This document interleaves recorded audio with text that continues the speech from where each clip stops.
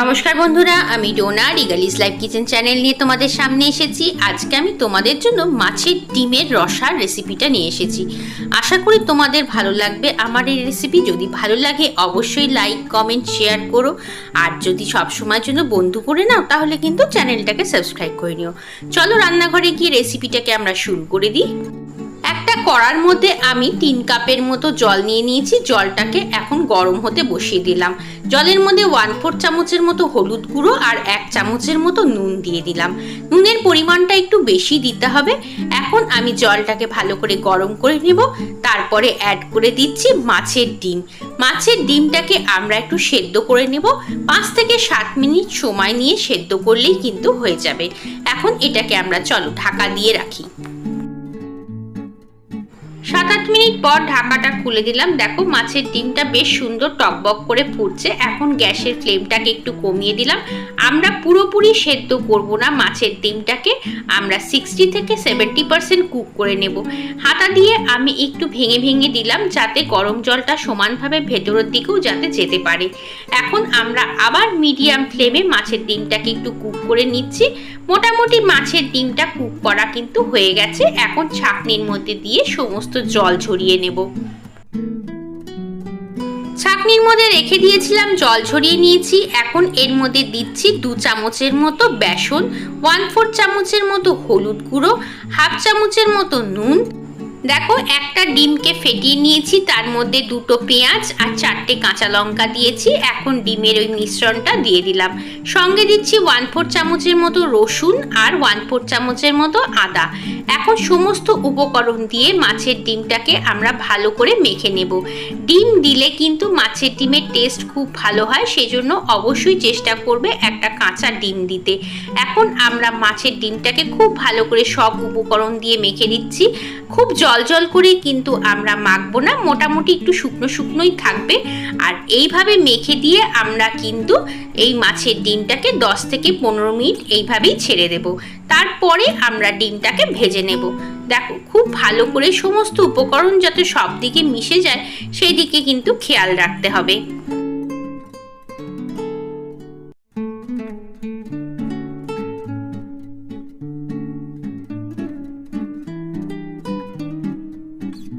মাখতে মাখতে মনে হচ্ছে আর একটু বেসনের দরকার, সেই জন্য 1/2 চামচের মতো বেসন আমি এর মধ্যে আরও একটু দিয়ে দিলাম। বেসনের পরিমাণ দিয়েছি সেটা হলো টিস্পুন দিয়ে। তোমাদের যদি টিস্পুন না থাকে তাহলে বড় চামচ যদি হয় সেই ক্ষেত্রে 1.5 চামচের মতো বেসন দিলেই হয়ে যাবে। এখানে মাছের ডিমের পরিমাণ রয়েছে 200 গ্রাম।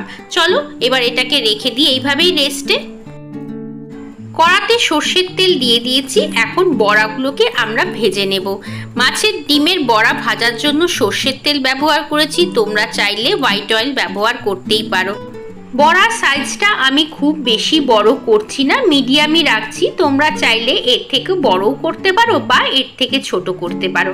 এখন বড়াগুলোকে আমরা ভেজে নেব। একটু লাল লাল করেই ভেজে নিতে হবে। আর একবারে খুব বেশি বড়া দিও না, তাহলে ভাজতে অসুবিধা হবে। সেই জন্য যতটা ক্যাপাসিটি রয়েছে তেলটার এখানে ততটাই দিও। চলো এখন বড়াটাকে একটু আমরা মিডিয়াম ফ্লেম করে আস্তে আস্তে করে ভেজে নিই। দেখো বড়াগুলো বেশ সুন্দর লাল লাল করে ভাজা হয়ে গেছে। আর একটু সময়ের জন্য রেখে আমি বড়াগুলোকে তুলে ফেলবো। এইভাবেই সমস্ত বড়াগুলো ভেজে নিতে হবে। প্রথম ব্যাচের বড়ার ভাজা মোটামুটি শেষ হয়ে এসছে। এখন এইভাবে করে পরের ব্যাচগুলো বড়া ভেজে নেব। আর এইরকম বড়া শুধু শুধু খেতেও যেমন ভালো লাগে, ডাল ভাতের সাথেও কিন্তু এইরকম বড়া দিয়ে খেতে খুবই ভালো লাগে। দেখো এবার সমস্ত বড়াগুলোকে আমি তুলে নিলাম। চলো তাহলে সেকেন্ড ব্যাচের বড়াটাও ভেজে নিই, তারপরে তোমাদের সামনে আবার আমি ফেরত আসছি। ঠিক এইভাবে করেই সেকেন্ড ব্যাচের বড়াগুলোও কিন্তু সব ভেজে নিতে হবে। আমার চ্যানেলের রান্নাগুলো যদি তোমাদের ভালো লাগে, তোমাদের তো প্রথমেই বললাম, তাহলে চ্যানেলটাকে সাবস্ক্রাইব করে নিও। আর ফেসবুক, ইনস্টাগ্রামে আমার পেজ রয়েছে, সেই পেজটাকেও তোমরা ফলো করতে পারো। ডোরা চক্রবর্তী বলেও একটা পেজ আছে, আরেকটা রিগালিস কিচেন বলেও কিন্তু পেজ আছে। তোমরা সমস্ত রান্নার ওর মধ্যেই কিন্তু পেয়ে যাবে, চাইলে পেজটাকে ফলো করে নিও। দেখো এবার আমরা বড়াগুলোকে ভেজে নিই, তারপরে তোমাদের সামনে আবার আমি ফেরত আসছি। দেখো মাছের ডিমের সব বড়াগুলো ভাজা হয়ে গেছে, এইরকম লাল লাল করে একটু ভেজে নিতে হবে। বাকি যে তেলটা রয়েছে সেই তেলেই রান্নাটা হয়ে যাবে। এই তেলের মধ্যে এখন আমি দুটো আলু ডুমো ডুমো করে কেটে রেখেছি, সেই আলুগুলোকেও ভেজে নিচ্ছি। আলুগুলো ভেজে আমি তুলে রাখবো। আলু ভাজার সময় এর মধ্যে আমি নুন আর হলুদ দিয়ে দিচ্ছি। এই দুটোর পরিমাণ সামান্যই দিলাম, কারণ পরের তো রান্নার মধ্যে নুন আর হলুদ পড়বে, সেই জন্য নুনের পরিমাণটা কিন্তু অবশ্যই খেয়াল রাখতে হবে। আর নুনটা আমরা বারে বারে ব্যবহার করছি, সেই জন্য কিন্তু নুনের পরিমাণ অবশ্যই মাথায় রাখবে। দেখো যেহেতু ডিম ছিল বড়াটার মধ্যে, সেই জন্য তেলের মধ্যে বেশ সুন্দর ফেনা ফেনা হয়ে এসছে। এখন আলুটাকে আমরা লাল লাল করে ভেজে তুলে রেখে দেবো। বড়াগুলোর পাশে আলুগুলোকেও তুলে রেখে দিয়েছি। এখন যে তেলটা রয়েছে সেই তেলেই রান্নাটা হয়ে যাবে, আর তেলের দরকার পড়বে না। আমি এর মধ্যে কালো জিরে ফোড়ন দিলাম, তোমরা চাইলে সাদা জিরে দিতে পারো। তার মধ্যে দিয়ে দিলাম একটা কুচনো পেঁয়াজ, একটু মিডিয়াম সাইজের পেঁয়াজ নিয়েছি। যদি ছোট পেঁয়াজ হয় তাহলে দুটো দেবে, আর বড় হলে মোটামুটি একটা দিলেই কাজ চলে যাবে। পেঁয়াজটাকে আমরা এখন খুব ভালো করে ভেজে নেব, একটু লাল লাল করে ভেজে নিতে হবে। পেঁয়াজ ভাজার সময় সামান্য পরিমাণে একটু নুন দিয়ে দিলাম। নুন দিয়ে দিলে পেঁয়াজ ভাজাটা বেশ সুন্দর তাড়াতাড়ি হয়েও যাবে। পেঁয়াজ ভাজার সময় এর মধ্যে আমি কুচনো কাঁচা লঙ্কা দিয়ে দিচ্ছি। আমি দুটো কাঁচা লঙ্কা ব্যবহার করেছি। ঝালটা যে যখন খাও সেরকম অনুযায়ী কাঁচা লঙ্কার পরিমাণ বাড়িয়ে বা কমিয়ে নেবে।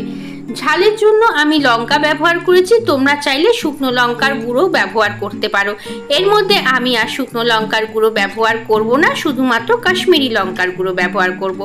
দেখো আস্তে আস্তে ভাজাটা হয়েই এসছে। এবার আমি এর মধ্যে দিয়ে দিচ্ছি রসুন আর আদা বাটা। আদার মধ্যে আমি কিন্তু কাঁচা লঙ্কা দিইনি, শুধুই আদা আর রসুন রয়েছে। এখন আমরা আদা রসুনটাকেও ভালো করে ভেজে নেব, যতক্ষণ না কাঁচা গন্ধ দূর হচ্ছে।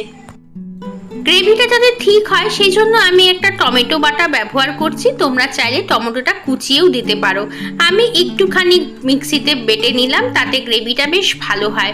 টমেটোটাকেও এখন আমরা একটু সময় ধরে ভেজে নেব, তারপরে আস্তে আস্তে মশলা অ্যাড করব। সামান্য পরিমাণে একটু চিনি দিয়ে দিলাম, চিনি অবশ্যই অ্যাড করতে হবে। একটু হলুদ গুঁড়ো দিয়ে দিচ্ছি 1/4 চামচের মতো, 1 চামচের মতো ধনে গুঁড়ো, আর 1/2 চামচেরও একটু কম জিরের গুঁড়ো। ধনে গুঁড়ো একটু বেশি দিতে হবে, জিরে গুঁড়ো একটু কম ব্যবহার করতে হবে, তাহলে রান্নার টেস্ট ভালো হবে। দেখো মশলাটা বেশ সুন্দর কষানো হয়ে এসছে প্রায়। এর মধ্যে এখন আমি কাশ্মীরি লঙ্কার গুঁড়ো দিয়ে দিলাম, সামান্য পরিমাণে জল দিয়ে দিলাম। যেহেতু সমস্ত গুঁড়ো মশলা অ্যাড করেছি সেই জন্য একটু জল অবশ্যই দিতে হবে, না হলে গুঁড়ো মশলাগুলো পুড়ে যেতে পারে।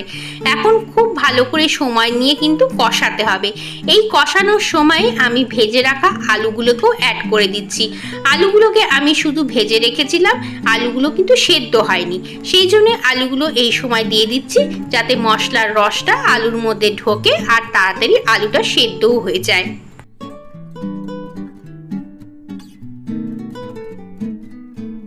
মশলা কষানোর ব্যাপারটা কিন্তু একটু হাতে সময় নিয়ে করতে হবে।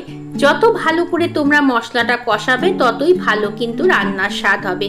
সেই জন্য মিডিয়াম ফ্লেম করে আস্তে আস্তে করে মশলাটাকে কষিয়ে নিতে হবে। আর অল্প অল্প করে জলের ছিটে দিয়ে যদি মশলা কষাও তাহলে দেখবি মশলাটার গন্ধ বেশ সুন্দর বেরোবে আর রান্নাটাও বেশ ভালো হবে। এখন এর মধ্যে আমি গরম জল দিয়ে দিচ্ছি।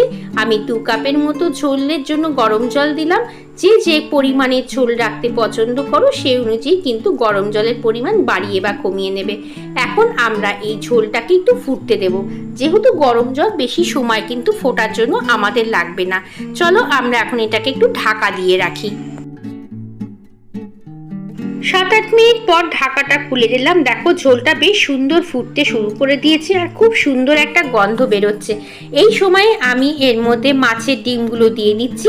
মাছের ডিমগুলো দিতে হবে কারণ ডিমের মধ্যেও তো ঝোল ঢুকতে হবে, সেই জন্য অবশ্যই মাছের ডিমগুলো এই সময় দিয়ে দেবে। আর একটু ঝোল রাখার চেষ্টা করবে, কারণ মাছের ডিম কিন্তু অনেকটা ঝোল টেনে নেয়। সেই জন্য মোটামুটি 2.5 থেকে 3 কাপের মতো ঝোল কিন্তু অবশ্যই দিতে হবে। মাছের ডিমগুলো ছাড়ার পরে এর মধ্যে আমি গরম মশলার গুঁড়ো ব্যবহার করছি। তোমরা চাইলে প্রথমে তেলের মধ্যে গরম মশলা ফোড়নেও দিতে পারো, অথবা আমার মতো পরে গুঁড়ো ব্যবহারও করতে পারো। যেটা তোমাদের সুবিধে হয় সেই অনুযায়ী কিন্তু তোমরা জিনিসটাকে অ্যাড করো। দেখো বেশ সুন্দর ঘন হয়ে এসছে ঝোলটা, আর ডিমগুলোও কিন্তু ফুলে ফুলে গিয়েছে। এখন আমরা এটাকে একটুক্ষণ সময়ের জন্য ঢাকা দিয়ে রাখবো।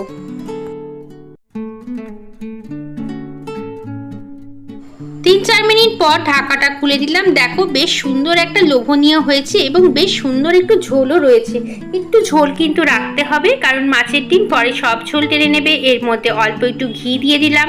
ঘিটা একদম অপশনাল, তোমাদের যদি মনে হয় অ্যাড করবে না তাহলে নাও করতে পারো।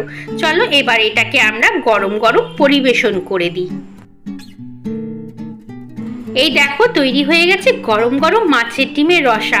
এই মাছের ডিমের রসা খেতে কিন্তু অপূর্ব লাগে। গরম গরম ভাতের সাথে এরকম যদি একটা পদ থাকে তাহলে মনে হয় না আর কিছু লাগে। তোমাদের কেমন লাগলো রেসিপিটা? আমি জানি তোমাদের মধ্যে থেকে অনেকেই খুব সুন্দর বানাও। আমার রেসিপি যদি ভালো লাগে অবশ্যই লাইক কমেন্ট শেয়ার করো। আর যদি সবসময়ের জন্য বন্ধু করে নিতে চাও তাহলে চ্যানেলটাকে সাবস্ক্রাইব করে নিও। চলো আজকের মতো আসি, আবার আসবো অন্যদিন। সবাই ভালো থেকো, সবাইকে টাটা।